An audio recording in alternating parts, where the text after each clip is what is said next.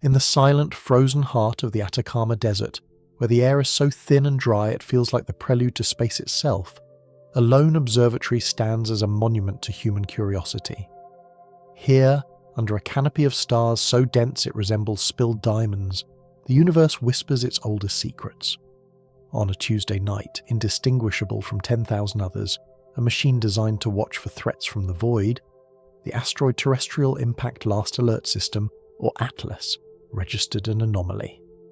It wasn't a sudden flash or a dramatic streak across the sky. It was something far more subtle, more unsettling.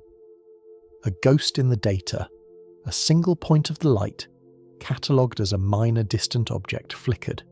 It was a change in brightness so minuscule it would have been dismissed as atmospheric distortion or sensor noise by any lesser system. But the algorithms of ATLAS are trained to notice the improbable. The flicker repeated, not randomly, but with a strange, faltering rhythm, like a cosmic heartbeat growing faint. An automated alert, flagged with low priority, was dispatched to a network of astronomers around the globe. In a quiet control room in Hawaii, that digital message began a journey that would soon captivate and terrify the scientific world. The object in question was known, though not well. It was designated Comet 3 I/Atlas, a name that sounds mundane, a string of characters in an endless cosmic catalogue, but its story was anything but ordinary. The I, in its designation, stood for Interstellar, a rare and profound classification. This was not a native of our solar system. It was a traveller, a pilgrim from the dark gulf between the stars, flung from its own distant, unknown solar nursery by some ancient gravitational cataclysm. For millions of years, it had journeyed through the absolute zero of the interstellar medium, a pristine, frozen relic from the birth of another star. Then, by sheer chance, its trajectory had intersected with our own sun's gravitational well. It had been captured, its lonely voyage ended, now bound to an endless loop around our star. Initially, its discovery was a moment of pure scientific celebration. Interstellar visitors are messengers, carrying physical samples from alien star systems. They are time capsules from a place we can never hope to reach.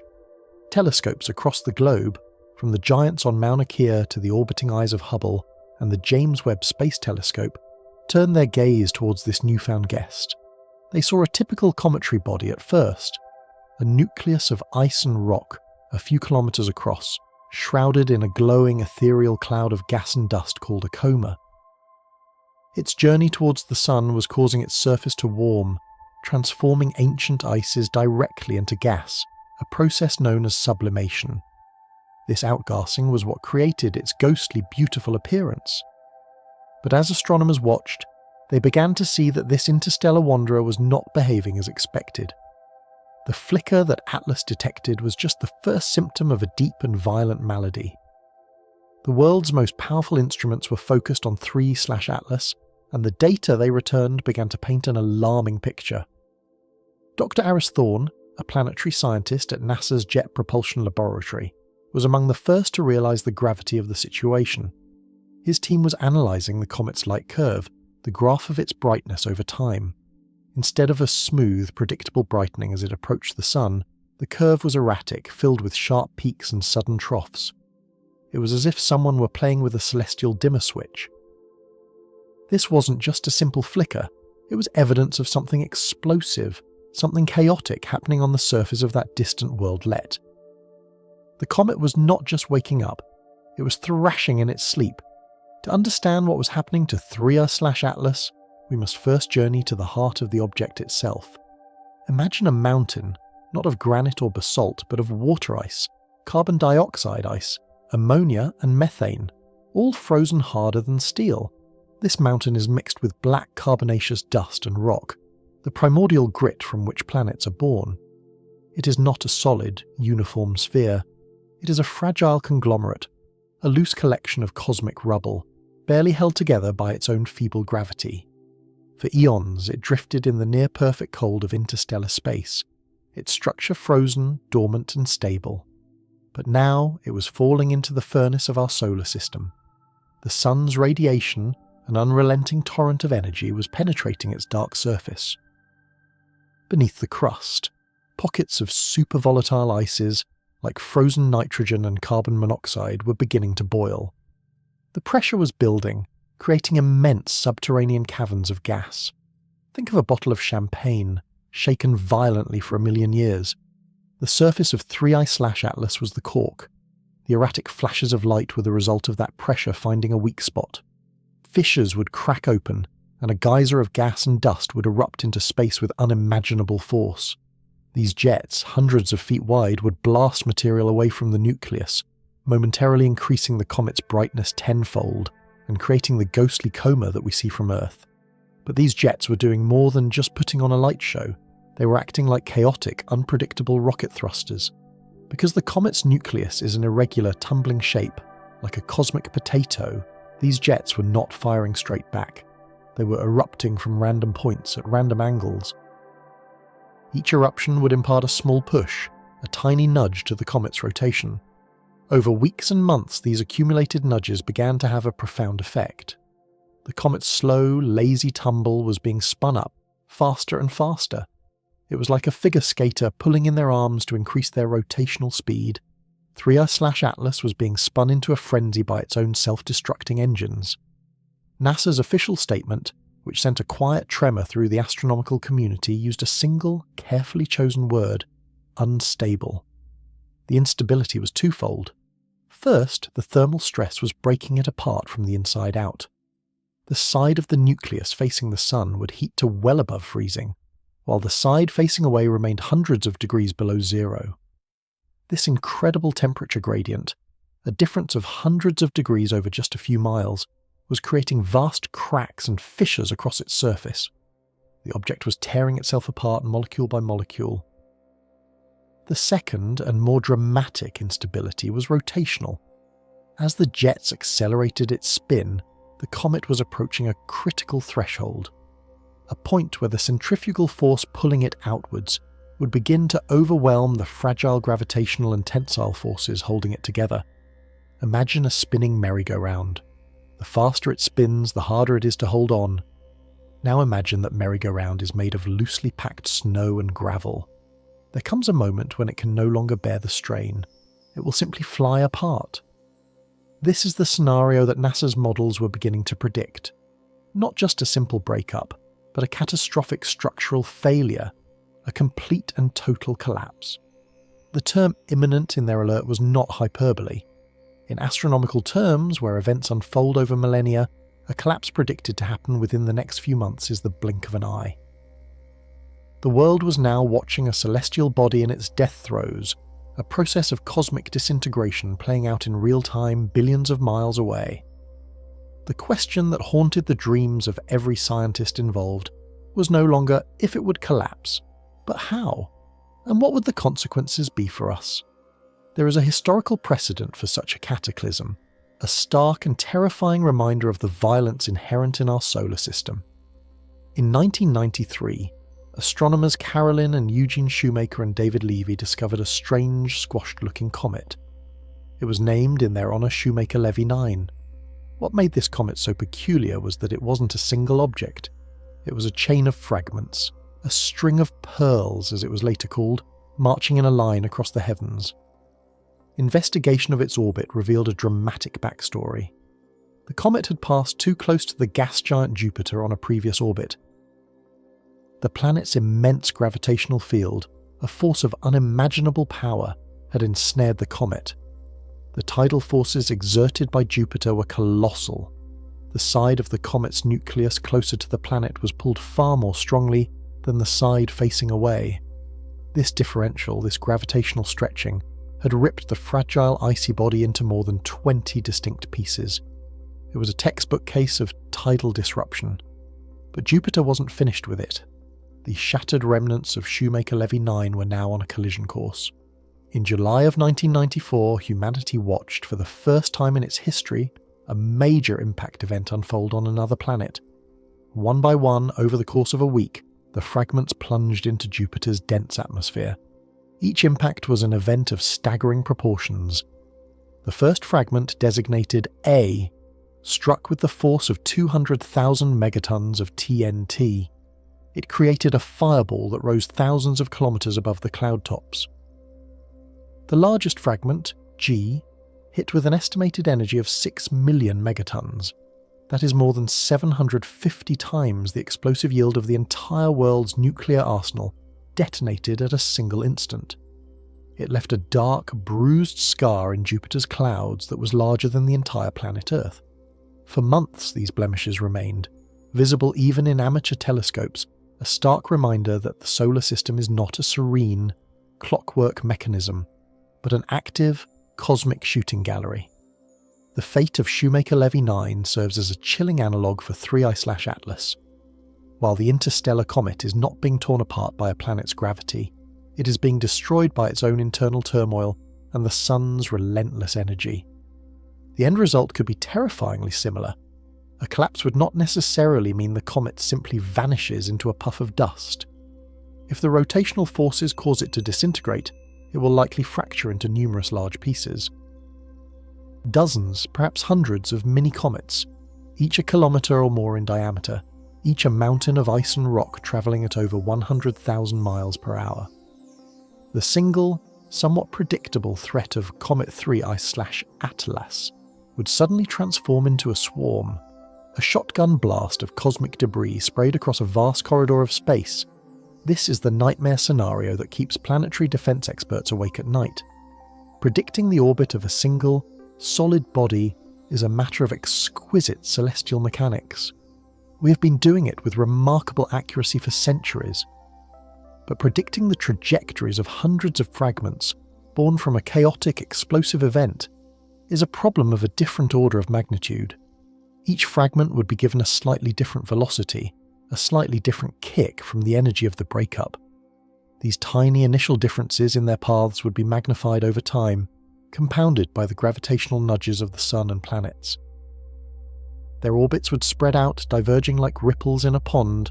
The single, clear path of the parent comet would become a wide, uncertain and dangerous debris field. And here is the heart of the critical alert.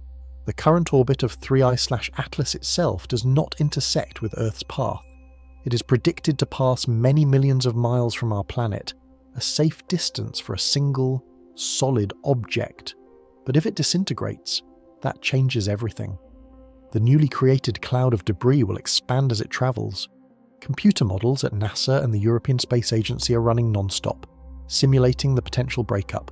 They project the future paths of this hypothetical swarm, and in a significant number of their simulations, a chilling possibility emerges. While the main concentration of fragments would miss us, the outer edges of this expanding debris field could very well sweep across Earth's orbit in the years to come. We would not be facing a single predictable impact. We would be facing the astronomical equivalent of running through a minefield. For years, or even decades, Earth's annual journey around the Sun could carry us through this invisible river of rock and ice. Most of the debris would be small, pebble-sized particles that would burn up harmlessly in our atmosphere, creating spectacular meteor showers. A celestial fireworks display born from a comet's death. But mixed in with that dust would be the larger pieces, objects the size of a car, a building or a city block.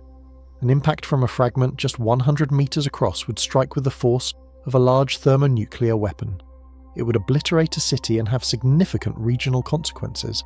An impact from a 1 kilometer fragment, one of the larger pearls from the breakup, would be a global catastrophe. It would trigger earthquakes, tsunamis, and throw enough dust into the atmosphere to block out the sun, plunging the planet into a cosmic winter and threatening civilization as we know it. The challenge is the profound uncertainty. We do not know when the collapse will occur. We do not know how many fragments will be created.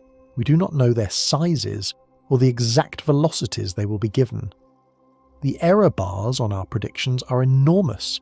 We can only say that the risk, which was once zero, is now something frighteningly greater than zero. A global observation campaign of unprecedented scale has been mobilized. Every available instrument is now dedicated to monitoring 3I/Atlas.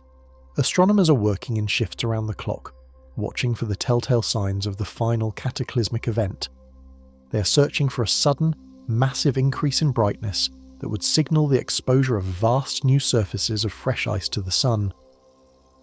They are using spectroscopy to analyse the composition of the outflowing gas, looking for changes that might indicate deep, structural fractures have reached the core. They are using radar to try and map the nucleus, to see the cracks and fissures that are spiderwebbing across its surface. It is a vigil on a cosmic scale. Humanity, on its small blue world, is staring out across the immense darkness, watching a primordial wanderer from another star system prepare to die. The situation raises profound and unsettling questions. For millennia, our ancestors looked to the skies and saw comets as portents of doom, divine messengers foretelling war, plague, and the fall of kings. They saw these ghostly apparitions as interruptions to the divine, clockwork perfection of the heavens. We, in our scientific age, dismissed these as superstitions. We came to understand comets not as omens, but as objects. Dirty snowballs, fascinating relics of planetary formation, governed by the same predictable laws of physics that rule everything else. We learned their orbits, predicted their returns, and even sent robotic emissaries to touch and taste them. We thought we had tamed them, demystified them. But 3i/Atlas is a powerful reminder that the universe retains its capacity to surprise and to terrify.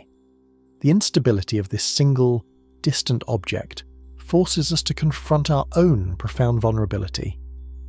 We live on a fragile oasis of life, drifting through a cosmos that is largely indifferent and often violent. Our technologies, our civilizations, our entire history have unfolded during a period of relative celestial calm, but the geologic record of our planet is scarred with the evidence of past impacts, ancient cataclysms that reset the course of life on Earth. The dinosaurs who ruled the planet for 150 million years were wiped out in a single day by a 6-mile-wide asteroid. Their reign ended by a rock that fell from the sky. We are now aware of the threat in a way the dinosaurs never could be. That awareness is both a burden and our greatest strength. It allows us to build telescopes like Atlas, to stand watch over the darkness. It allows us to track these objects, to calculate their risks, and to dream of ways to one day defend ourselves. Projects like NASA's DART mission, the Double Asteroid Redirection Test, were a stunning proof of concept. Humanity successfully altered the orbit of an asteroid for the first time. We proved that we are not necessarily helpless victims of cosmic chance. We have the ingenuity to become stewards of our own survival. But for a threat like the potential fragmentation of 3i/Atlas, such technologies are of little use. We cannot deflect 100 targets at once. We cannot shield ourselves from a diffuse, expanding cloud of debris. In this instance, all our technology can do is allow us to watch, to bear witness. We are in the position of a person who sees a distant avalanche high in the mountains. We can see the snow beginning to crack. We can hear the ominous rumble, but we cannot know precisely which path it will take, or whether our village lies in its way. All we can do is watch and wait and calculate the odds. The philosophical implications are as immense as the distances involved. This single, unstable comet has, in a way, united us. Every observatory, regardless of national borders, is sharing its data openly. The threat is not to one country, but to the entire planet, a stark reminder of our shared destiny on this lonely outpost of life. It forces a shift in perspective. The daily struggles and conflicts that consume our attention seem to shrink in significance when measured against the possibility of a truly existential threat. The universe is reminding us that we are all crew members on Spaceship Earth, and our primary responsibility is to one another and to the ship itself. As of this moment, 3i/Atlas continues its inexorable fall toward the Sun. Its light curve remains chaotic. Its rotation continues to accelerate. The latest images from the James Webb Telescope show not a single, solid nucleus, but a shape that appears elongated, distorted, as if it is being stretched to the breaking point. New jets of gas and dust are erupting every few hours. The end could come tomorrow or next week or a month from now, but the consensus is that it will come. The fragile bonds holding this interstellar traveller together are failing. When it happens, it will be one of the most spectacular and most intensely studied astronomical events in human history. Our machines will capture every photon, every shred of data. we will watch a world disintegrate. From that data, we will build new models, projecting the future of the resulting debris field with greater and greater accuracy. We will learn whether our world is safe, or if we must prepare for a future where our skies are no longer just a source of wonder, but a source of dread. Perhaps the ancient superstitions were not entirely wrong. Perhaps comets are not omens sent by angry gods, but they are messengers. They carry a profound and humbling message from the cosmos. They remind us that the universe is vast, dynamic, and powerful. They teach us that stability is temporary, and that change is the only constant. And they show us, in the most dramatic way possible, that our small, precious world is not separate from the cosmos, but an intimate and vulnerable part of it. The vigil for 3I/Atlas continues, and humanity for now can do nothing but watch the sky and hold its breath.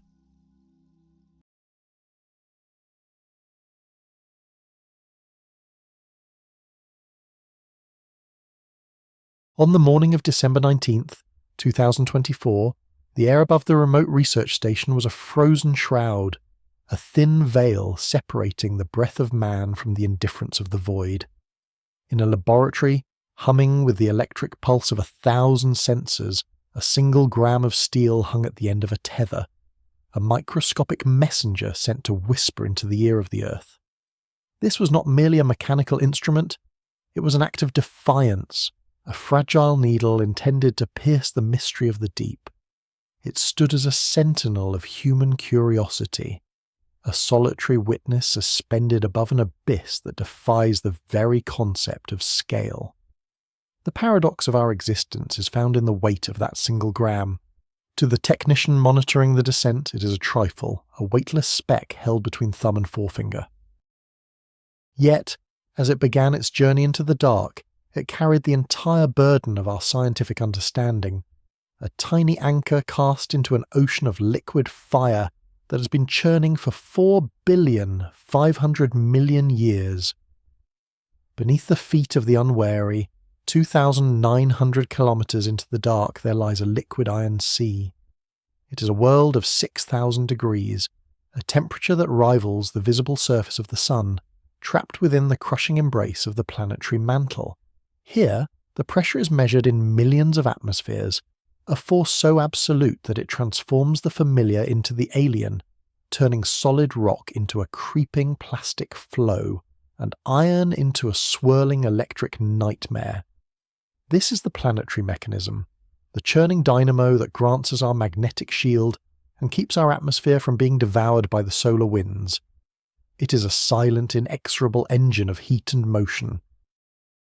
For eons, it has functioned in the dark, a primordial heart beating with the rhythm of radioactive decay and the leftover heat of the planet's violent birth. And on this day, as the steel needle reached the boundary where the solid mantle meets the liquid outer core, something impossible occurred. The tether, an engineering marvel designed to withstand the violent tug of gravity, and the searing reach of the thermal gradient did not merely snap. It unravelled in a way that violated the fundamental rules of geophysics. It was as if the very geometry of the abyss had rejected the intrusion of the surface world. At that precise moment, the sensors recorded a flicker, a deviation in the magnetic flux that should not exist according to every law written by the hand of man. The liquid iron, which usually flows with the stately grace of an ancient river, seemed to shudder. This was the catastrophe of the small meeting the infinite. In the scale of the cosmos, a human life is a blink, and a gram of steel is a ghost. But in the theatre of the deep, that gram became the catalyst for a revelation. As the connection severed, the needle began its final descent, no longer a tool of measurement, but a sacrifice. It fell into the molten heart of the world, a minute remnant of civilization destined to be dissolved and integrated into the primordial soup of our origin. We exist upon a thin crust, a fragile tapestry woven over a furnace. We look to the stars and fear the vacuum of the cosmos, the silent oblivion of the intergalactic void, yet we ignore the white-hot abyss that roils beneath our beds.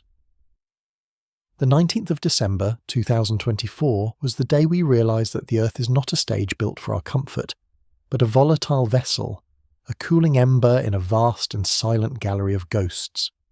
The tether broke, and in that silence, the scale paradox was laid bare. We are the architects of the small, attempting to measure the immeasurable, standing at the edge of a golden abyss that was here long before our first ancestor stood upright, and which will remain long after our last city has turned to dust. The liquid iron does not know our names, the 6,000-degree heat does not feel our presence. It only consumes, it only flows. It is the ruthless machine of the earth, an eternal sentinel of entropy, reminding us that we are but a brief flash of consciousness in a symphony of heat and pressure. The gram of steel is gone, devoured by the deep, leaving only the data behind, a haunting echo of the moment the rules of the world failed and the abyss looked back. Consider the journey of that steel. Before it was a needle, it was ore buried in the crust for hundreds of millions of years. We excavated it, refined it, shaped it with the precision of our modern epoch, and then returned it to the dark from which it came. This is the cycle of all things. The materials that compose our skyscrapers and our bodies are but temporary loans from the Earth's vast treasury. Eventually, the inexorable pull of gravity and the slow march of plate tectonics will drag everything we have built back down into the mantle. Our grandest monuments will become part of that liquid iron sea, their atoms scattered in the swirling currents of the outer core. To the universe, there is no difference between a gram of steel and a mountain of granite. Both are subject to the same decay, the same transition from order to chaos. But to us, the observers, that gram of steel represented the reach of our spirit. When the tether broke, we did not just lose a piece of equipment, we lost a tether to reality. The geophysicists in the room watched the screens in a state of melancholic shock. They had expected resistance, they had expected heat, but they had not expected the vacuum. For a fraction of a microsecond, the sensors reported a density of 0, a literal void where there should have been the most compressed matter on the planet. This is the moment where science touches the divine, or perhaps the demonic. When a rule of physics breaks, it suggests that our understanding of the cosmos is merely a local phenomenon, a set of guidelines that apply only to the surface of our experience. Beneath the crust, in the heart of the engine, the laws may be different. The liquid iron may be dancing to a music we cannot hear, governed by forces that transcend our current epoch of knowledge. We are like ants crawling across the face of a grand clock, unaware of the massive gears and springs that drive the hands. We see the time, but we do not understand the mechanism. As the needle descended past the 2,900-kilometre mark, it entered a realm where time itself seems to dilate under the pressure. The iron here is not just a metal, it is a plasma, a roiling sea of charged particles that generates the very shield that protects our biology. If this engine were to stall, if the liquid iron were to cease its eternal rotation, the sun would strip our world bare. The oceans would boil away into the void, and the atmosphere would be scattered like dust in the wind. We are entirely dependent on this hidden, violent furnace. We are guests of the abyss, living on the cooling skin of a star-born pearl. The failure of the tether on that December day serves as a memento mori for our species. It reminds us that despite our technological prowess, despite our ability to launch probes to the edge of the solar system, we are still fragile creatures clinging to a rock. The scale paradox remains the greatest challenge to our sanity. How can we matter in a universe so vast, so old, and so indifferent? How can a gram of steel mean anything against the weight of the world? Perhaps the answer lies in the act of looking. We are the universe's way of seeing itself. We are the witness. Even as the needle was devoured by the heat, the fact that we sent it there remains. We dared to reach into the abyss. We dared to ask the question, and though the Earth answered with silence and a broken rule, the data we gathered is a testament to our presence. We are the consciousness of the Earth, the small spark of light in the middle of an eternal dark. We are the children of the furnace, looking back at the fire that forged us, even as it threatens to consume everything we have ever known. To understand the silence of the abyss, we must look back to a moment when the world was still reeling from the echoes of a global catastrophe.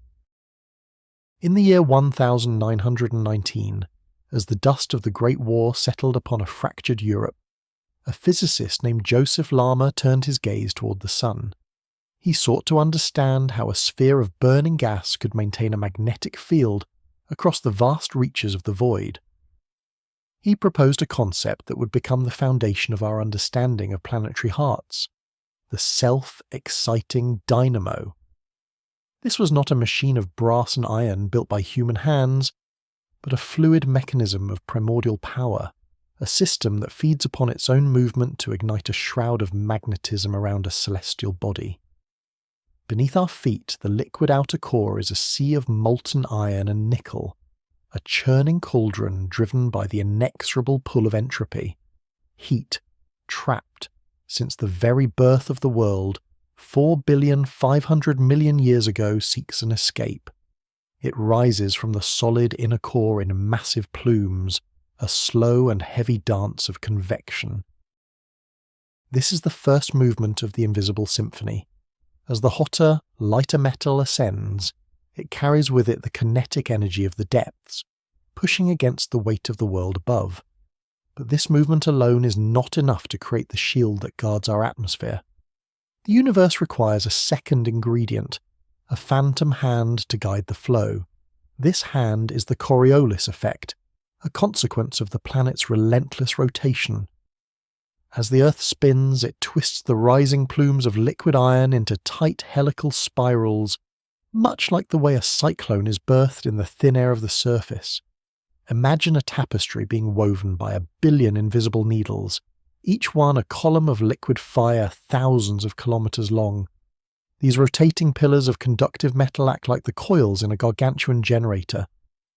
As the iron moves through an existing, albeit weak, magnetic field, it induces an electric current. This current, in turn, strengthens the magnetic field, creating a feedback loop that has endured for eons. It is a self-sustaining fire, a ghost in the machine that requires no fuel other than the cooling of the planet and the steady, rhythmic turning of the world. Here we encounter the scale paradox in its most haunting form. The entire integrity of our biosphere, the very air we breathe and the water that sustains us, is dependent on the behavior of individual atoms deep within the dark.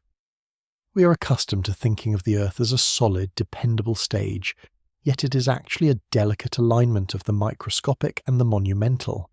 The rotation of a sphere 12,700 kilometers wide dictates the path of a single electron moving through a sea of plasma. If these tiny particles did not follow the precise geometry of the spiral, the magnetic field would unravel. The invisible symphony would fall into dissonance, and the solar wind would descend to devour our world. The scale paradox reminds us that the vastness of the cosmos is mirrored in the complexity of the minute.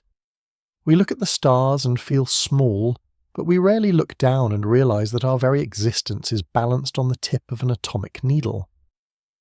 The liquid iron in the core is a remnant of the primordial cloud that birthed the sun, a heavy treasure gathered by gravity during the frantic early days of the solar system.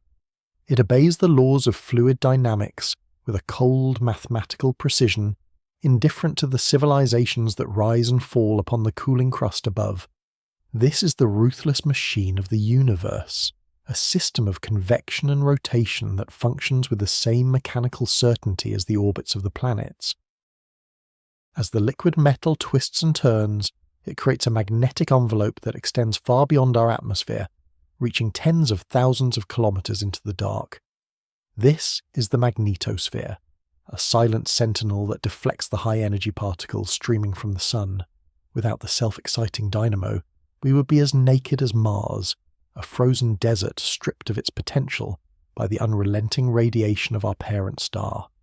We are the beneficiaries of a subterranean storm, a violent and eternal motion that provides the quiet stability of our lives. We walk through our days unaware of the trillions of amperes of current flowing beneath us, a hidden river of electricity that defines the boundary between a living world and a dead rock. This invisible symphony is not a static thing. It is a living, breathing process that fluctuates over vast epochs of time. The currents shift, the spirals wander, and occasionally the entire mechanism prepares for a reversal. The North and South poles are not fixed points, but wandering ghosts, reflections of the turbulent sea of iron 3,000 kilometers below. There is a profound melancholy in the realization that the very force that protects us is also a force of chaos, subject to the whims of a fluid we can never touch and a heat we can never endure. We are observers of a mechanism that operates on a timescale so vast it dwarfs our entire history.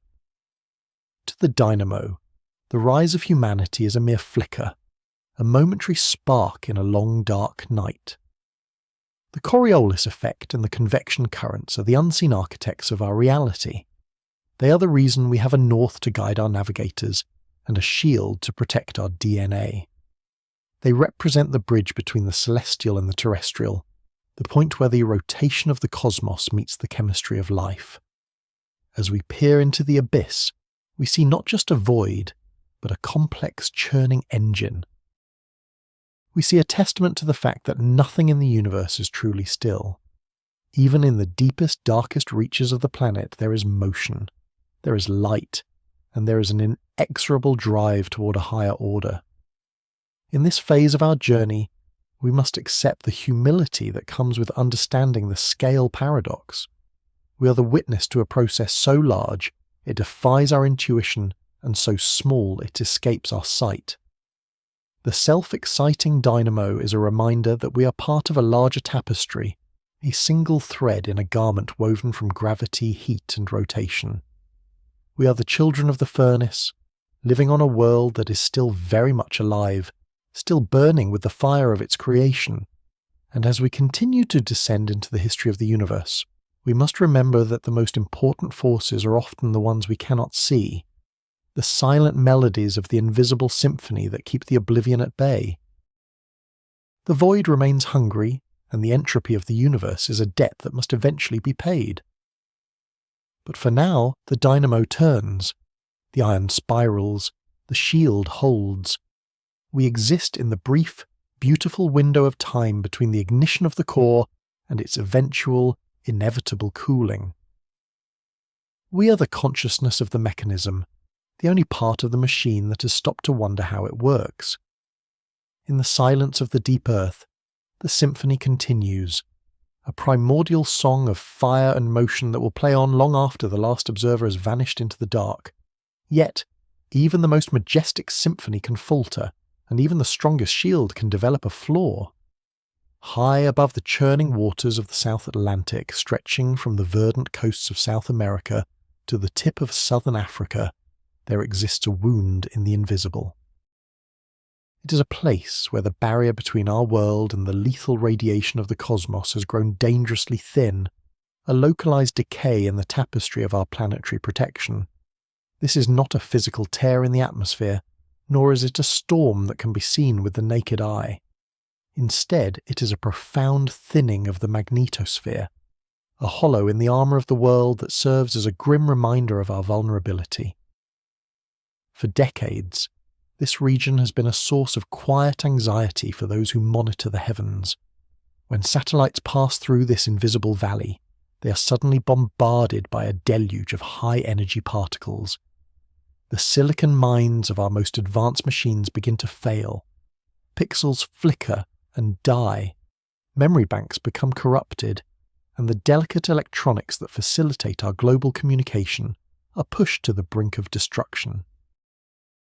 It is as if the vacuum of space usually held at bay by the unseen hands of the dynamo is permitted to reach down and touch the fragile artifacts of human ingenuity.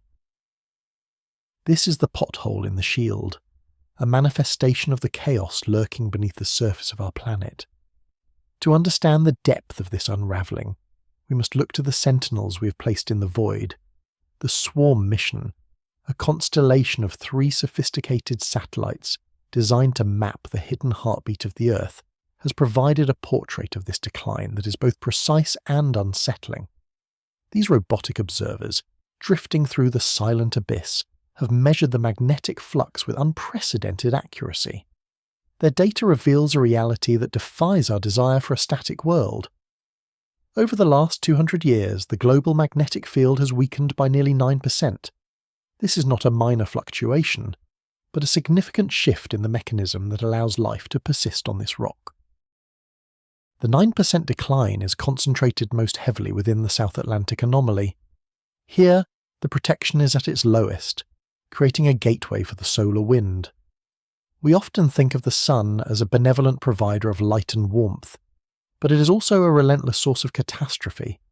It spews forth a constant stream of plasma, a tide of protons and electrons that would strip away our atmosphere and scour the surface of the Earth, clean of life if not for the magnetic shield.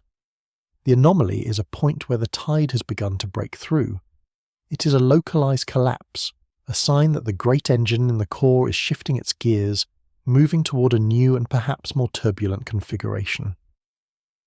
This decay is a direct reflection of the turmoil 3,000 kilometers beneath our feet. The self-exciting dynamo is not a perfect machine. The flows of liquid iron are subject to turbulence, to eddies and countercurrents that can disrupt the primary magnetic field. Deep beneath the African continent, a massive reservoir of dense, hot material, a thermochemical pile, disturbs the rising plumes of iron. This subterranean mountain of rock interferes with the symmetry of the dynamo, causing the magnetic lines of force to warp and weaken. The South Atlantic anomaly is the shadow of this deep interior struggle cast upon the surface of the world. It is the point where the internal friction of the planet manifests as an external vulnerability. The scale paradox is never more apparent than when we consider the implications of this thinning veil. To a human observer, 200 years is a vast span of time encompassing generations of discovery and conflict.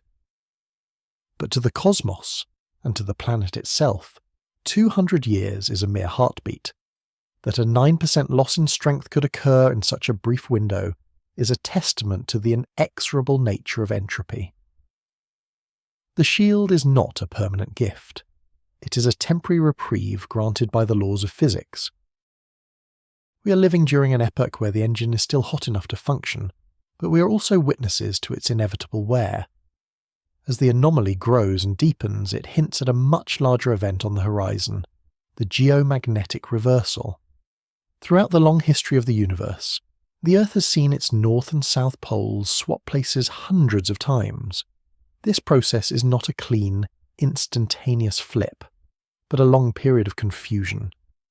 During a reversal, the main magnetic field can weaken to almost nothing, leaving the planet protected only by a chaotic mess of smaller localized poles. The South Atlantic anomaly may be the first sign that such an unravelling has begun.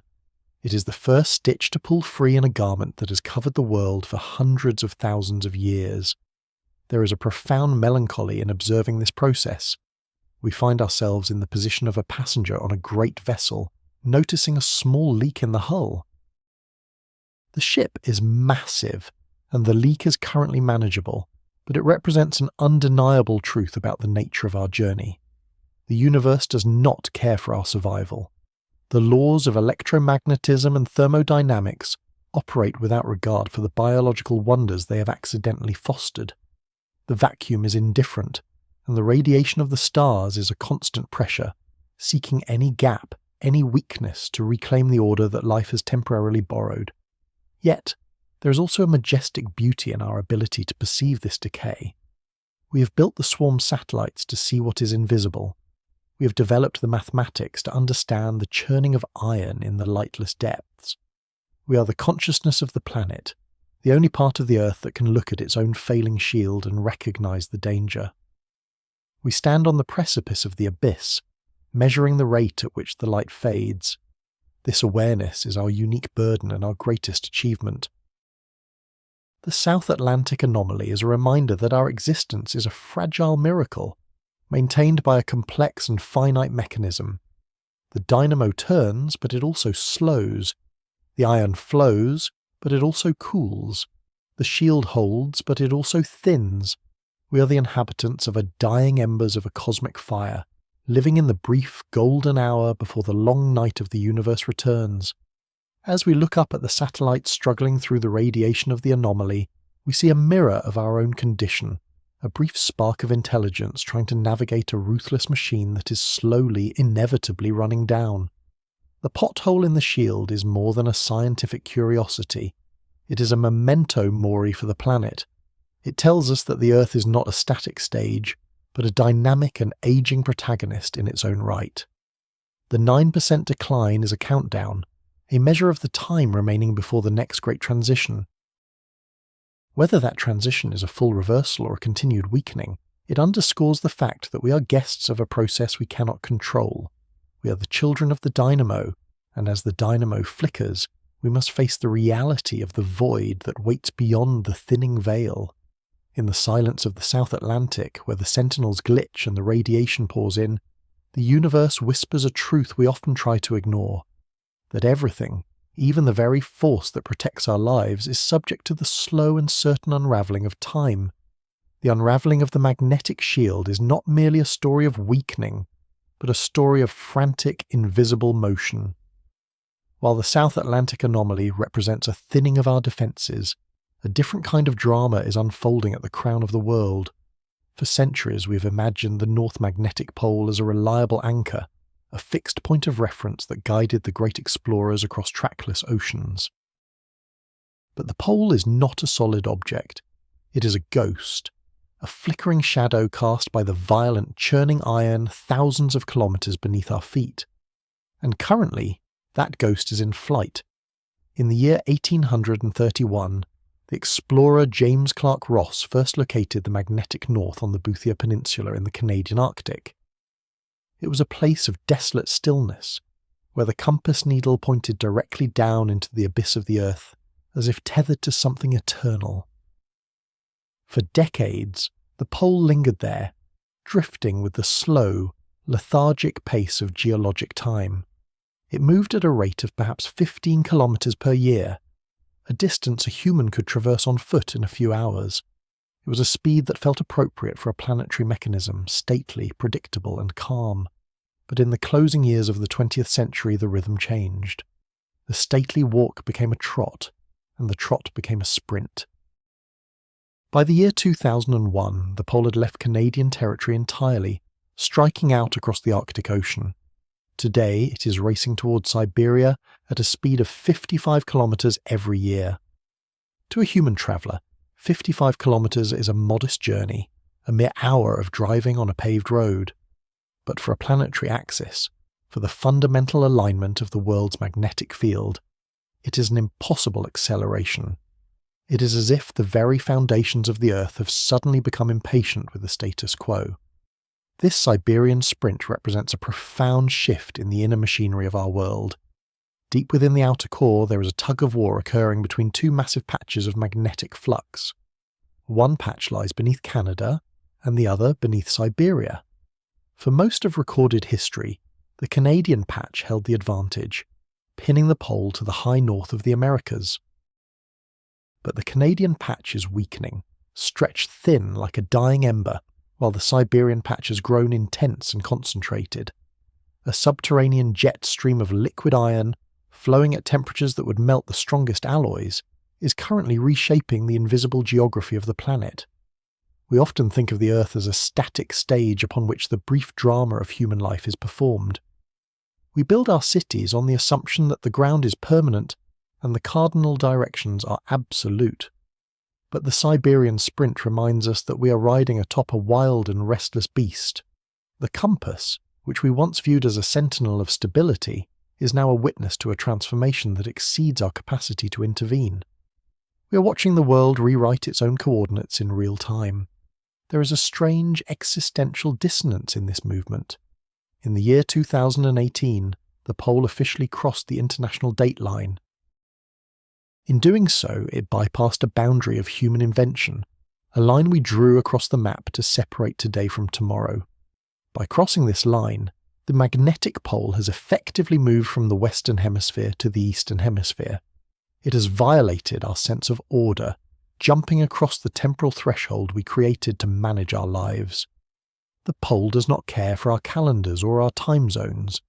It follows the inexorable laws of fluid dynamics and electromagnetism, oblivious to the civilizations that rely on its consistency. This crossing is a violation of geologic time. Processes that should take eons are now unfolding within the span of a single human career. A navigator who began their work in the 1980s would have seen the pole move more than 1,000 kilometers in their lifetime. This is a distance greater than the length of many nations. It is a staggering pace that forces us to constantly update the world magnetic model, the invisible digital map that allows every smartphone and every airplane to know which way is north. Without these updates, the gap between the map and the territory would widen until our technology became a useless remnant of a world that no longer exists. When we contrast the speed of human travel with this planetary acceleration, the paradox of scale becomes clear. We can fly across the Atlantic in a few hours, but we are powerless to move the pole by even a single millimeter. We are fast, but the Earth is vast. Our movements are superficial, skimming across the surface of the crust, while the movements of the core are fundamental, altering the very nature of the space we inhabit. The Siberian Sprint is a reminder that the Earth is not a passive object. It is a dynamic, evolving system, and we are merely the latest inhabitants of its current phase. As the pole nears the Siberian coast, we must wonder what the next epoch holds. Will the sprint continue until the pole reaches the mainland, or will the internal jet stream shift once again, sending it spinning in a new direction? The abyss below is a chaotic and turbulent place, a realm of high pressure and incandescent heat, where the laws of physics create a symphony we are only beginning to hear. We stand on the surface, looking at our compasses, trying to decipher the intent of a machine that has no mind. There is a melancholic beauty in this realization. We are the first generation of humans to possess the tools to watch the Earth change its mind. We have mapped the invisible, tracked the intangible, and measured the inexorable. We are the witnesses to the unravelling. In the silence of the Arctic night, far above the churning iron of the core, the pole continues its lonely journey toward the horizon. It moves through the void, across the ice, toward a future we cannot fully predict. The Siberian Sprint is more than a scientific data point. It is a testament to the ephemeral nature of our reality. The world we know, the world of stable maps and reliable directions, is a temporary state, a brief moment of equilibrium in a long history of catastrophe and change. We are travellers on a planet that is itself a traveller, moving through the cosmos while its internal heart beats, with a rhythm we can measure but never control. As the pole crosses the wastes of the Arctic, heading toward the vast wilderness of the east, it leaves behind the certainties of the past and pulls us toward an uncertain, shifting future. We are the observers of this great migration, small voices in the vastness of the cosmos, watching as the very pillars of our world begin to dance. To understand the migration of the pole, we must descend. We must leave the cold silence of the Siberian tundra and plunge through 2,900 kilometers of solid rock, moving past the crushing weight of the mantle until we reach the edge of a hidden ocean. This is the outer core, a realm of liquid iron and nickel that serves as the engine of our reality. It is an abyss of incandescent heat and unimaginable pressure, a place where the laws of physics manifest in a symphony of turbulence that sustains the very possibility of life. Here, the scale paradox reveals itself in its most terrifying form. While we perceive the surface of our planet as a stable and solid foundation, it is merely a thin, brittle shell floating atop a sea of metallic fire. This sea is not calm. It is a subterranean storm of gargantuan proportions, a chaotic theatre where the fluid dynamics of molten metal dictate the fate of the world above. The outer core is a liquid layer approximately 2,200 kilometers thick. Its temperature is a staggering 5,000 degrees Celsius, nearly as hot as the surface of the Sun. Yet, unlike the Sun, this heat is trapped within the crushing interior of a planet. The pressure here is more than 1,000,000 times that of the atmosphere at sea level, a force so great that it should, by all accounts, crush the iron into a solid. However, the heat is so intense that the metal remains a liquid, a shimmering, churning ocean of liquid iron that flows with the consistency of water but the density of a leaden nightmare. Within this molten sea, the engine of turbulence begins its work. The movement of this metal is driven by a process known as convection. Just as a pot of water boils on a stove, the intense heat from the inner core causes the liquid iron at the bottom to expand and rise. As it reaches the boundary of the mantle, it cools slightly and sinks back down. This cycle creates massive plumes of rising and falling metal, vertical columns of liquid fire that span thousands of kilometers. But the Earth is not a stationary pot. It is a spinning sphere, and its rotation introduces a secondary force that transforms these simple plumes into a complex, twisting dance. This is the Coriolis effect, the same mechanism that causes hurricanes to spin in the atmosphere. In the outer core, this force twists the rising metal into vast helical spirals, cyclonic storms of liquid iron that dwarf any tempest ever witnessed on the surface.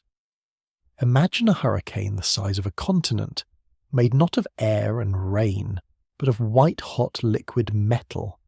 These storms do not last for days or weeks. They persist for centuries, churning in the darkness, grinding against one another in a silent war of fluid and force. This is the engine of turbulence.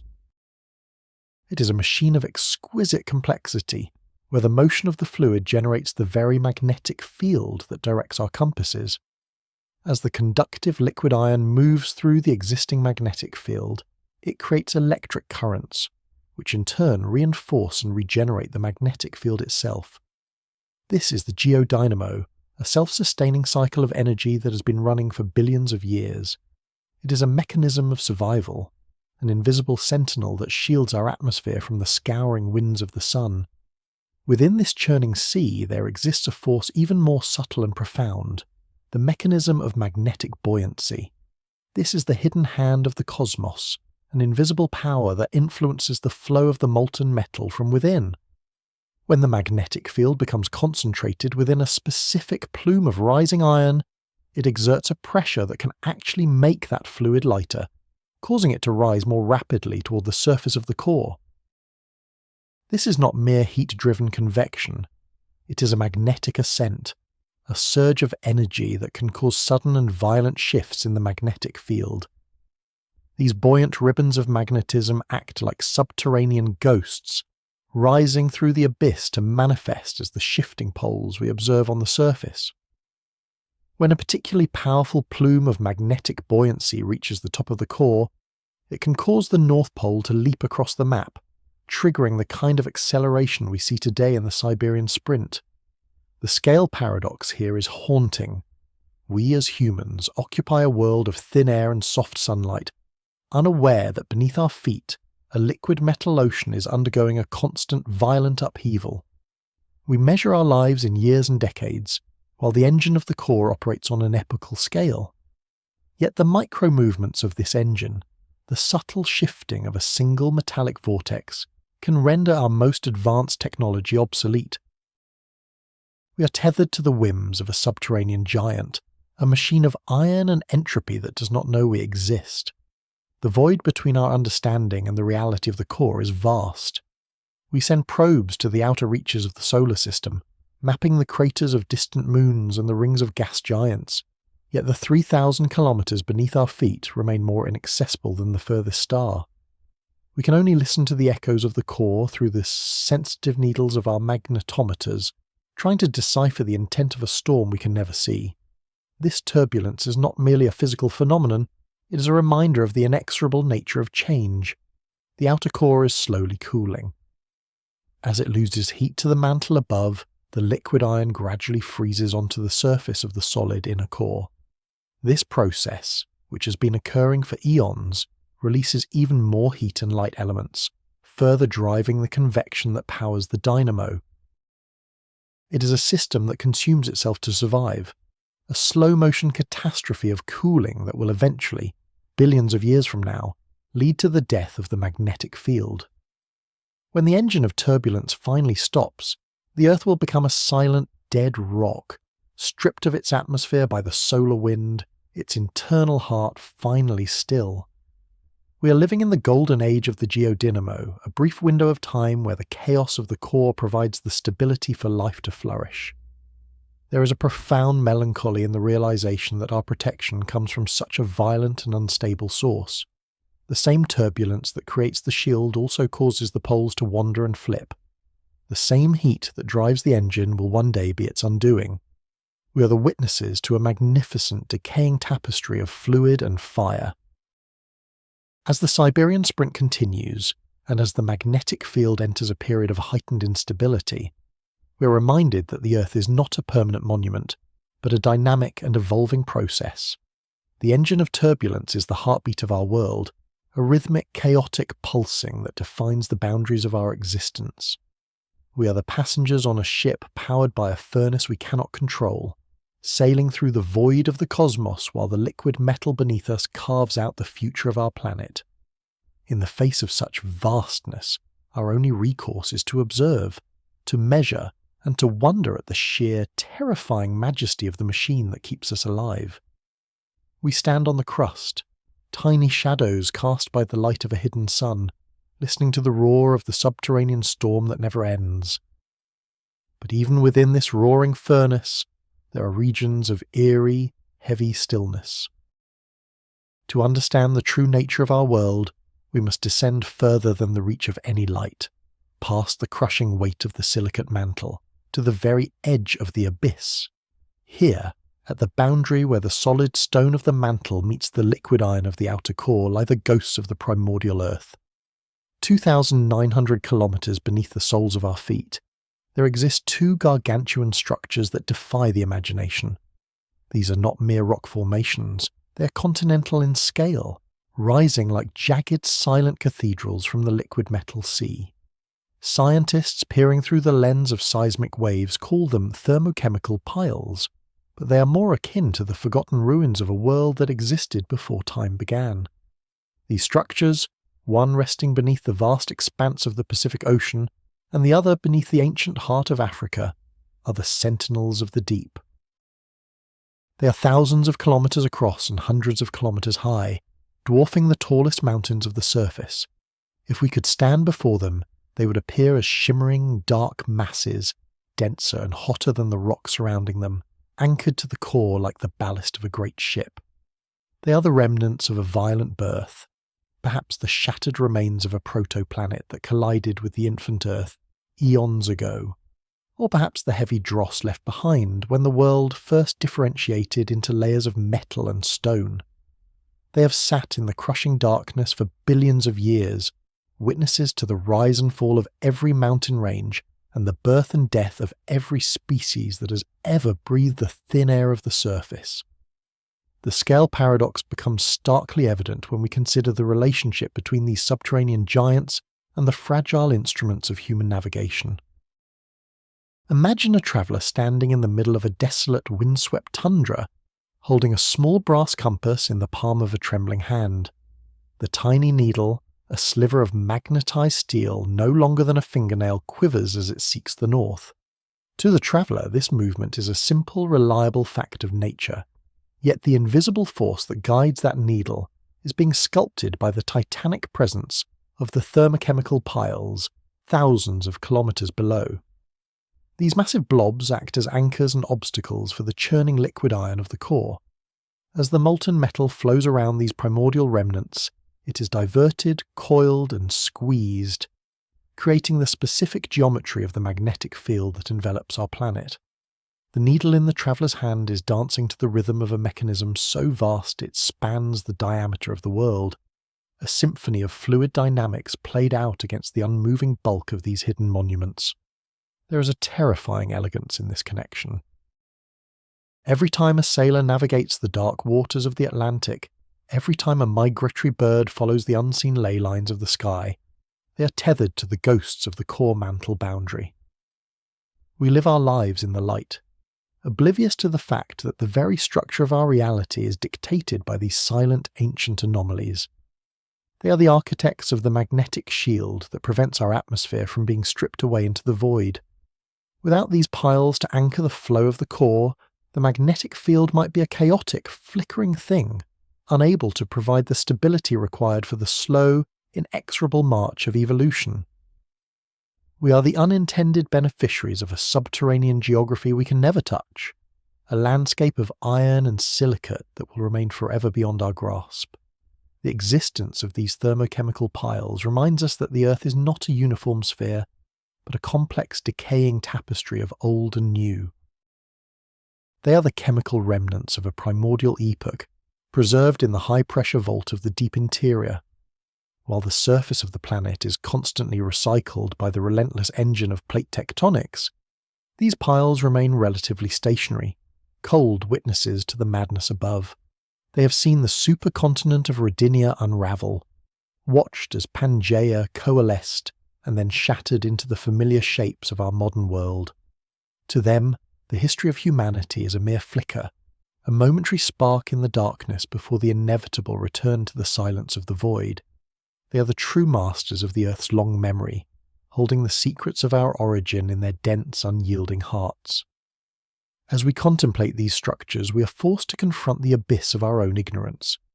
We have mapped the surface of Mars with greater precision than we have mapped the boundary beneath our own feet. We rely on the echoes of earthquakes, seismic waves that ripple through the planet like the ringing of a bell, to catch fleeting glimpses of these subterranean titans. Each tremor, each catastrophic shift in the crust, sends a pulse of energy downward, illuminating the silhouettes of the piles for a fraction of a second before they vanish back into the gloom. We are like blind men trying to describe a cathedral by listening to the way the wind whistles through its rafters. The reality of the core mantle boundary is a world of extreme heat and pressure, where the laws of physics as we understand them are pushed to their absolute limits. It is a realm of metallic snow and crystalline forests, where the very atoms of the rock are crushed into new and exotic forms. The thermochemical piles are not just passive observers, they are active participants in the slow decay of our world. They influence the way heat escapes from the core, acting as thermal blankets that regulate the cooling of the planet. In doing so, they control the lifespan of the geodynamo itself. If they were to shift, or if the mantle were to devour them over the course of the next several 100 million years, the magnetic field would undergo a fundamental transformation. The stability we take for granted is a fragile equilibrium, a temporary truce between the heat of the primordial sun and the cold oblivion of space. We are living in a brief moment of grace, a golden age of planetary magnetism provided by the configuration of these hidden giants. The realization that such gargantuan structures exist, and that they hold such absolute power over our survival, inspires a sense of profound, melancholic wonder. We are small, transient beings walking upon the skin of a world that is far more alien than we dare to admit. The compass in our hand is not just a tool for navigation, it is a telephone line to the deep past, a direct link to the ghosts that haunt the core mantle boundary. We are the witnesses to a cosmic machine of terrifying scale, a mechanism of iron and entropy that operates on a timeline we can barely conceive. As we look down at the ground beneath us, we must acknowledge that we are standing above an abyss filled with ancient, unmoving sentinels, the silent anchors of our existence, forever hidden, forever vital, and forever beyond our reach. The journey of the Earth is a slow descent into stillness, and these thermochemical piles are the monuments that mark the path toward the eventual, eternal quiet of the cosmos. Yet the story of these subterranean giants is not merely told in the silence of the deep. To understand the true power of the mechanism hidden beneath our feet, we must turn our gaze upward, away from the abyssal darkness of the core and toward the scarred and cooling skin of the world. Here, preserved in the frozen rivers of ancient fire, lies a chronological record of the planet's heart, a library of iron and stone that spans the eons. We find ourselves standing on the precipice of a moment 780,000 years ago, a time long before the first embers of human civilization were kindled, a time when the world was a wild and unrecognizable theatre of primordial forces. In this distant epoch, the Earth underwent a silent catastrophe, a transformation so profound that it would have rendered our modern instruments of navigation useless. This was the moment of the Brunhes-Matuyama reversal, the last time the very soul of the planet turned upside down. To the casual observer, the world would have seemed unchanged. The sun still rose in the east, and the tides continued their rhythmic dance under the pull of the moon.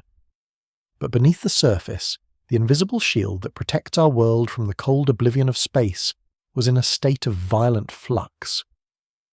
The magnetic north and south poles, those invisible anchors of our orientation, began to wander and weaken, eventually trading places in a slow, agonizing somersault that lasted for thousands of years.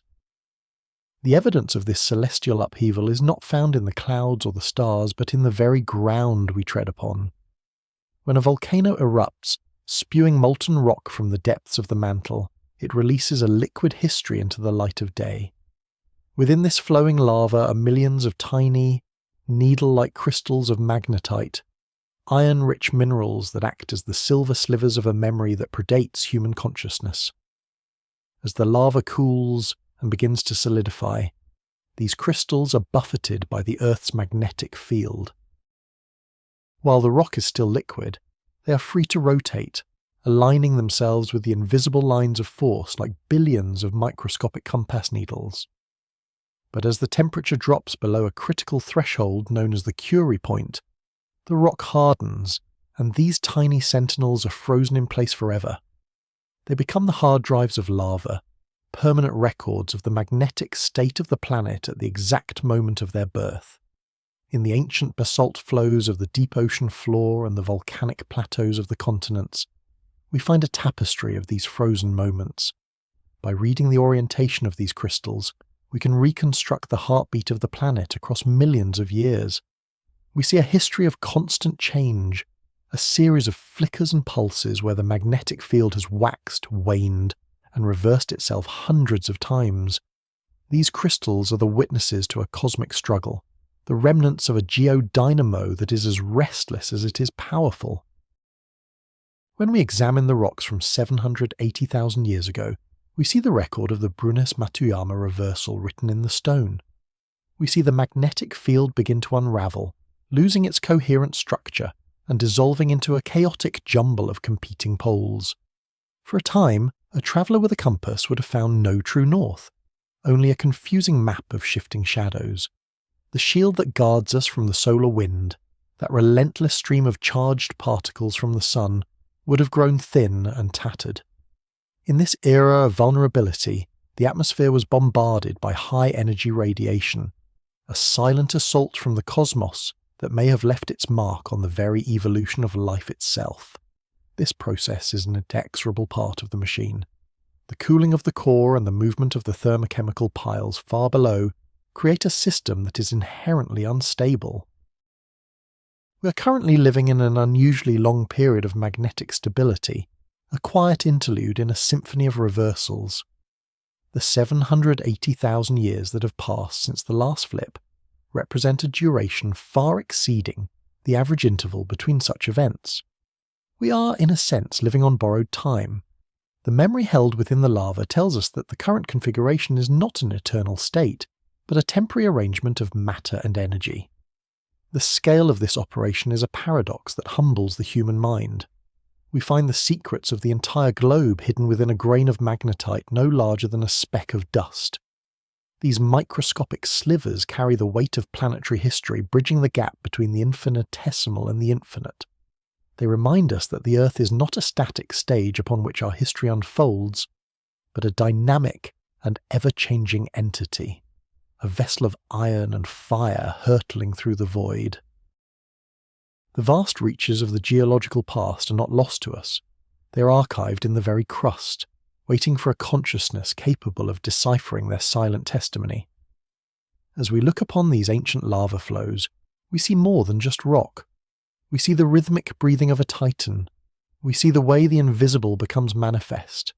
The magnetic field is the ghost in the machine, an unseen force that dictates the conditions of our survival.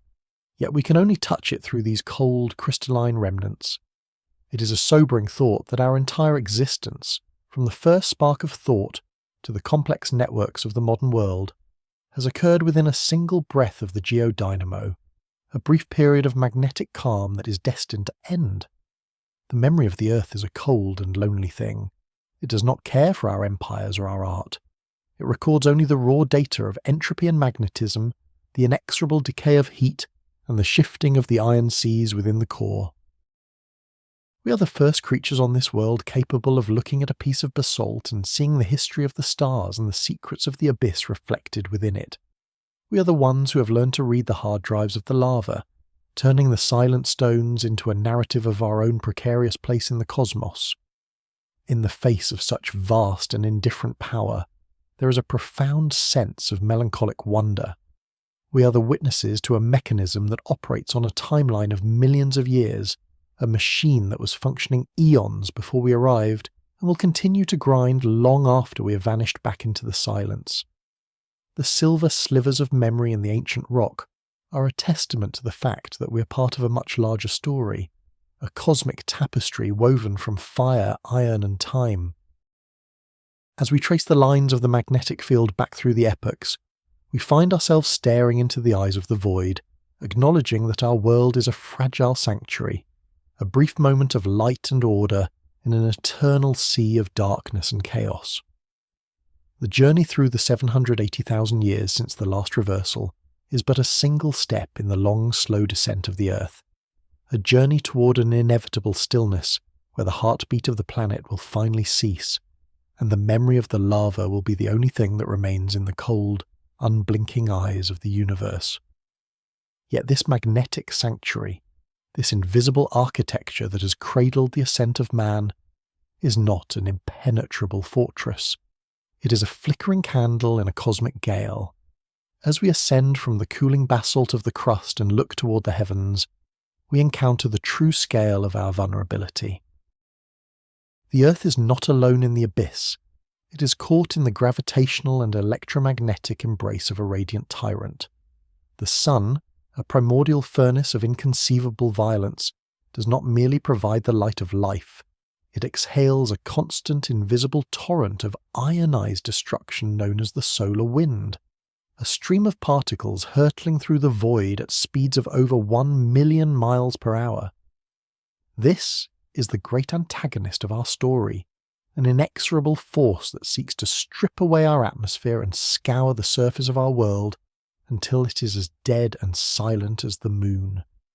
The battle between the Earth and the Sun is waged in the high reaches of the magnetosphere, a region where the iron heartbeat of our core meets the fiery breath of the star.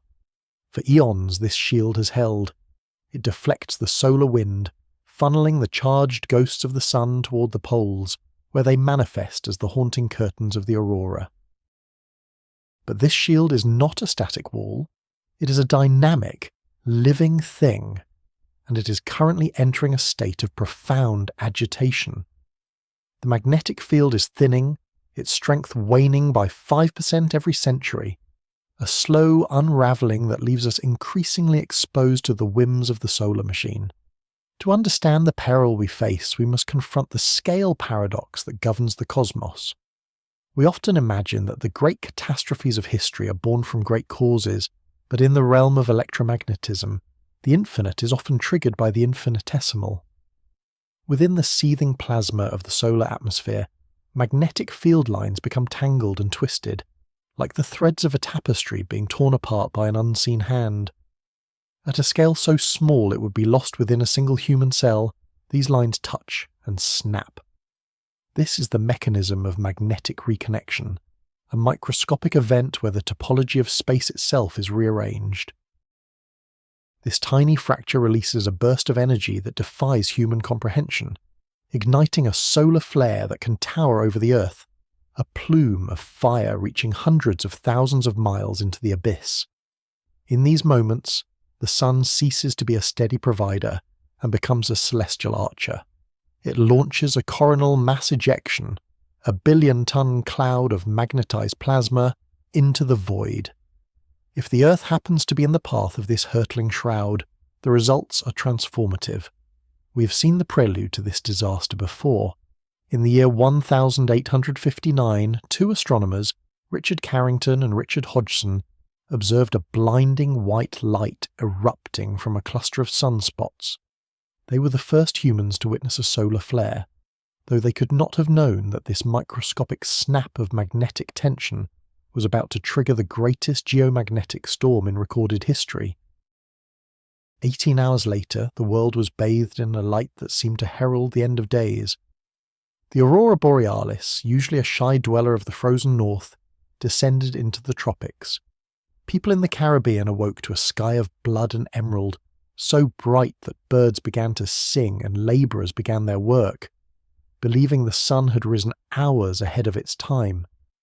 In the cities of the north, the sky burned with such intensity that the shadows of buildings were cast upon the streets as if by 1,000 moons. It was a moment of terrifying beauty, a glimpse into the raw power of the cosmos. But beneath the lights, a more ominous phenomenon was taking place. The primitive digital nervous system of the 19th century, the telegraph network, began to scream. The invisible shifting of the magnetic field induced massive electrical currents in the long wires that spanned the continents. Telegraph operators reported that their machines were sparking, setting fire to the paper ribbons and delivering shocks that threw men across the room.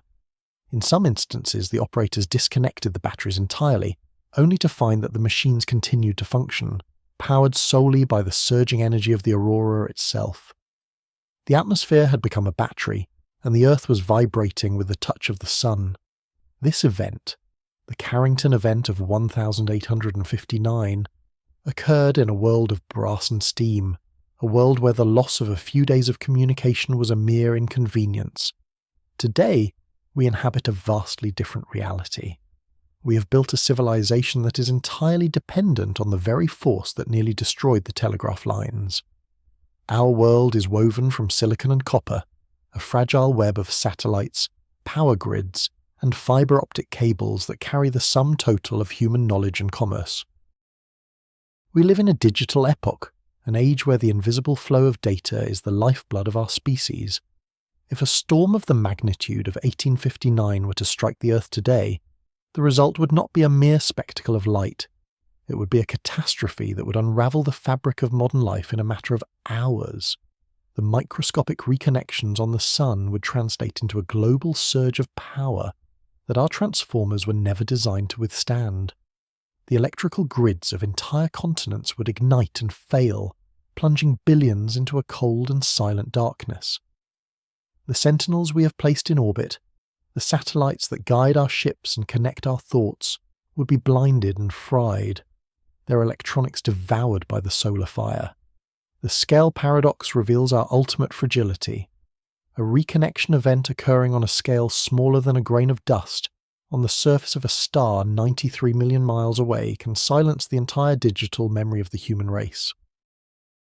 We are a species that has placed all of its trust in the stability of a shield we cannot see and a sun we cannot control. As the magnetic field continues to weaken, the gap between the protective embrace of the Earth and the ruthless machine of the sun grows narrower. We are entering a period of solar reckoning, a time when the invisible mechanisms of the universe may decide the fate of our technological empire. There is a profound melancholy in the realization that our greatest achievements are so easily undone. The vast libraries of the internet, the complex algorithms that govern our economies, the very memories of our digital selves, are all vulnerable to a single breath from the solar abyss. We have built a world of light, but it is a light that can be extinguished by the very star that created it. The void is not just a place between the planets, it is a force that reaches out to reclaim what was once its own. Yet, in this realization, there is also a sense of wonder. We are the first generation of humans to understand the precariousness of our position. We see the threads of the tapestry as they are being pulled. We are the witnesses to the symphony of the cosmos, a composition of fire and iron, scale and time. The thinning shield is a reminder that our stay in this garden is not a right, but a privilege, granted by the temporary alignment of titanic forces. As we look up at the sun, we do not see a static god, but a dynamic and dangerous engine, a reminder that we are part of a much larger and more terrifying story. The solar wind will continue to blow, the magnetic lines will continue to snap, and we will continue to exist in the brief, beautiful silence between the storms, a conscious flicker in the eternal dark. This flicker, however bright, is anchored to a world that is far from static. For the entirety of recorded history, we have navigated our lives by the grace of a phantom anchor. We have looked to the north as if it were a fundamental truth, a fixed point in an ever-shifting reality. The mariners of the Renaissance, the explorers of the Industrial Age, and the architects of our modern cities all shared a common faith in the stability of the compass. They believed that the Earth possessed a permanent heart, a reliable needle that would always point toward the top of the world. But this assumption of a fixed north was merely a momentary pause in a much larger and more chaotic geological drama. We have built our empires, our religions, and our vast digital clouds on the deceptive stillness of a planetary engine that is constantly in motion. Deep beneath the crust, far below the mountains and the deep trenches of the ocean, lies the outer core, a churning abyss of liquid iron and nickel. This is the geodynamo, the internal engine of our world, a place of unimaginable pressure and heat, where the temperatures rival the surface of the sun itself. Here the laws of fluid dynamics and electromagnetism converge to create the magnetic shroud that protects our atmosphere. This molten sea is not a silent servant. It is a restless and turbulent ocean of fire, driven by the cooling of the inner core and the rotation of the planet. It is an inexorable mechanism, indifferent to the fragile life forms that cling to the thin layer of rock far above. The iron flows in vast, twisting columns, generating electrical currents that weave the magnetic tapestry of our world. But this tapestry is not woven in a single pattern. It is a living, breathing thing, capable of shifting, fraying, and completely unravelling. The tragedy of the digital epoch is that we have chosen to build our most advanced civilization at the very moment when this internal engine is preparing for a radical change. We have transitioned from the era of stone and parchment to the era of the electron, a transition that has made us more powerful and more vulnerable than any generation before us. Our world is no longer defined by the physical movement of goods, but by the invisible flow of data through silicon and copper. We have entrusted our history, our wealth, and our collective memory to a medium that exists only so long as the electricity continues to flow and the magnetic field remains a stable shield. We have uploaded our souls into a digital cloud, forgetting that this cloud is tethered to a planet whose core is a shifting sea of liquid metal.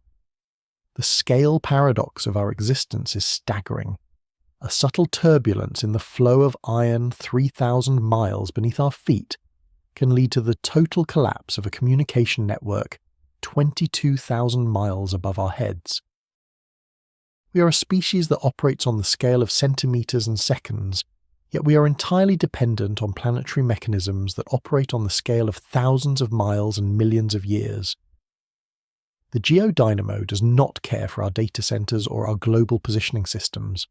It does not recognise the importance of the 200 million emails sent every minute, or the trillions of dollars that move through the digital abyss every day. To the internal engine, these are merely the microscopic vibrations of a brief biological incident. The engine follows its own rhythm, a slow and heavy beat that spans the eons, and it is currently beginning to miss a step. As the magnetic field continues to weaken, and the poles begin their long, wandering journey toward a reversal, the fragility of our electronic era becomes a haunting reality.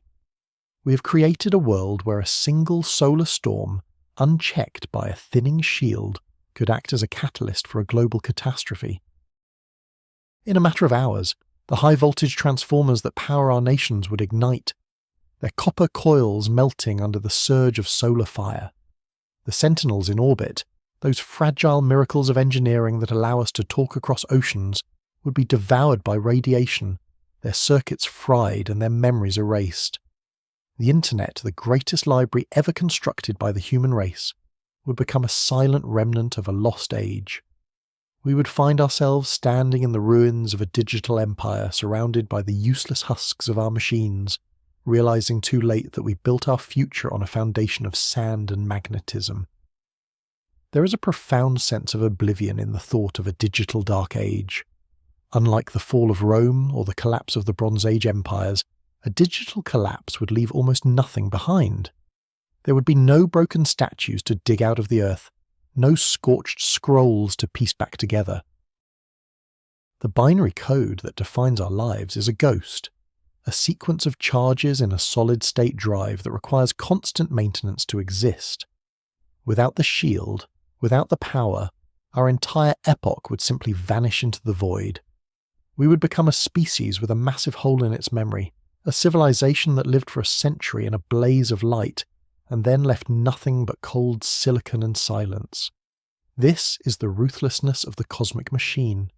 It does not preserve what it does not value, and it values only the inexorable march of entropy and time. Yet even in this contemplation of decay, there is a majestic beauty.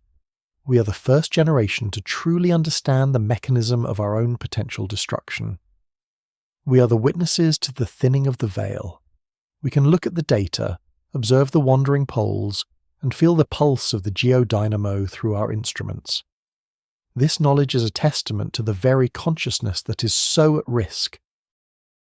We have reached out from our tiny corner of the cosmos to understand the titanic forces that govern our existence. We have mapped the invisible lines of the magnetosphere and peered into the heart of the sun. Even if our digital legacy is destined to be reclaimed by the abyss, the fact that we once knew these things is a triumph of the spirit. We live in the brief, golden hour of the digital epoch, a time of unprecedented connection and discovery. But the sun is setting on the assumption of a fixed north. The planetary shift is coming, as it has come hundreds of times before, indifferent to the rise and fall of biological life. We must learn to see our technology not as a permanent throne, but as a temporary tool, a flickering candle held against the vast and primordial dark. The magnetic lines will snap, the poles will flip, and the solar wind will continue its eternal howl across the void. In the face of this cosmic indifference, our only defense is the realization of our own fragility. We are a part of the symphony of the cosmos, a brief and beautiful melody played on a planetary instrument that is slowly being retuned. The music will change, the old notes will fade, but for now, we are the ones who get to hear the song. We are the consciousness of the universe, a fragile flicker of light in the heart of a relentless and majestic machine. But this flicker is fueled by a fire that cannot burn forever. While we contemplate the shifting of the poles as a catastrophe of our own making, or a challenge for our descendants to endure, we must eventually turn our gaze toward a much more distant and definitive horizon. The magnetic field that protects us is not a fundamental property of the Earth, but a byproduct of a dying engine. We live atop a planetary battery that has been discharging since the moment of its violent birth 4,500,000,000 years ago. The geodynamo is a machine of heat and motion, and like all machines, it is subject to the inexorable laws of thermodynamics. There will come a moment, deep in the silence of the far future, when the internal fires of our world begin to dim. The mechanism is as simple as it is terrifying. The Earth's core remains liquid because of the immense pressure of the layers above, and the heat generated by the slow, radioactive decay of elements like uranium and thorium.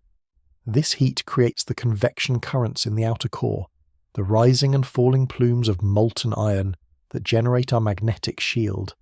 But these radioactive isotopes are a finite fuel source. With every passing epoch, the reservoir of energy grows smaller. The heat that has sustained the geodynamo for eons is slowly leaking away, escaping through the mantle and radiating out into the cold oblivion of space. 1 billion years from now, or perhaps 2 billion, the planet will reach a thermal tipping point. The liquid iron will lose its turbulence, the convection will slow to a crawl, and then, with a final silent shudder, the dynamo will stop. In that distant era, the magnetic sentinel will vanish forever. The shield that has deflected the solar wind for billions of years will dissipate into the void, leaving our atmosphere naked and vulnerable. We have already seen the aftermath of such a tragedy elsewhere in our solar system. Mars was once a world of running water and thick air, a planet that perhaps even cradled the first sparks of life. But Mars is smaller than the Earth, and its core cooled much faster. When its magnetic field failed, the solar wind acted like a cosmic sandpaper, stripping away the atmosphere molecule by molecule until nothing remained but a frozen, irradiated desert. This is the ruthless machine of the cosmos in its most honest form. It does not hate life, it is simply indifferent to it. The solar wind, a stream of high-energy particles moving at 1 million miles per hour, will begin to erode our own blue skies. The nitrogen and oxygen that we breathe will be cast out into the abyss, leaving the Earth a silent, airless tomb of stone and dust. The oceans, the great cradles of all we have ever known, will be the next to vanish. Without the pressure of an atmosphere and the protection of the magnetosphere, the water will boil away under the relentless heat of an aging sun, its hydrogen escaping into the interstellar dark. The continents will become scorched and barren. The deep trenches of the sea will turn into salt-cracked valleys, and the Earth will finally become a mirror of the moon. This is the fate of every terrestrial world that loses its inner fire. It's a slow descent into a state of total entropy, a return to the primordial silence from which we emerged. The tapestry of life, with all its complexity and its struggles, will be unravelled until not a single thread remains. Yet, it is here, in the shadow of this inevitable decay, that we find the existential pivot. To look upon this future is to feel a sense of profound insignificance, but it is also to realise the staggering importance of the present moment. We are the first and perhaps the only consciousness in the history of this planet capable of understanding this trajectory.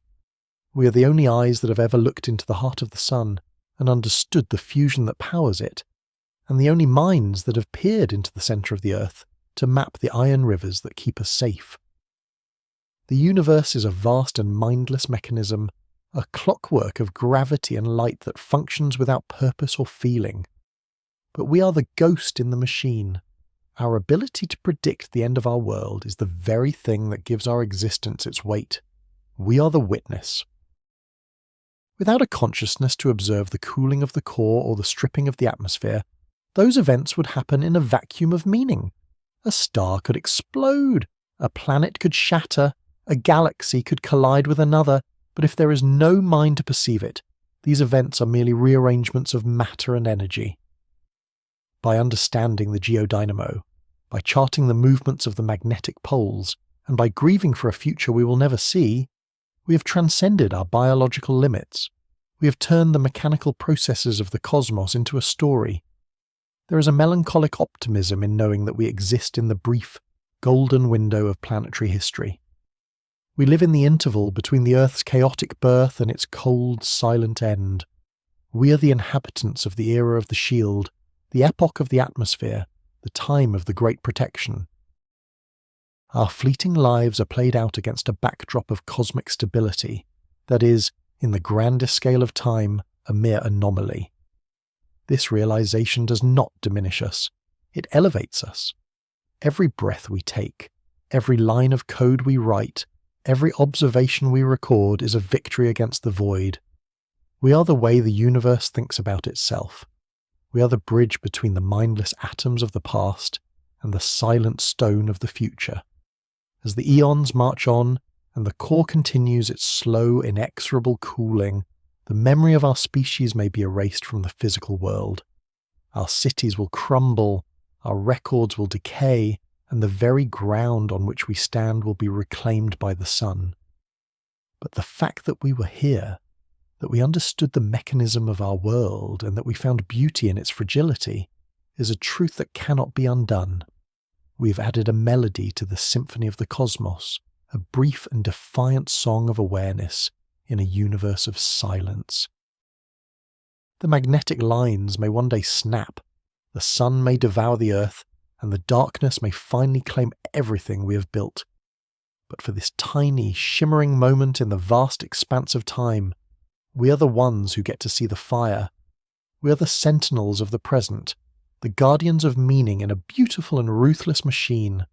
We are the light that shines in the heart of the void, and even when that light finally fades, the universe will have been different because we were here to witness it. We are the entire history of the universe, concentrated into a single breathtaking realization of our own existence. In the end, there is only the silence and the stars, but we were the ones who gave them names.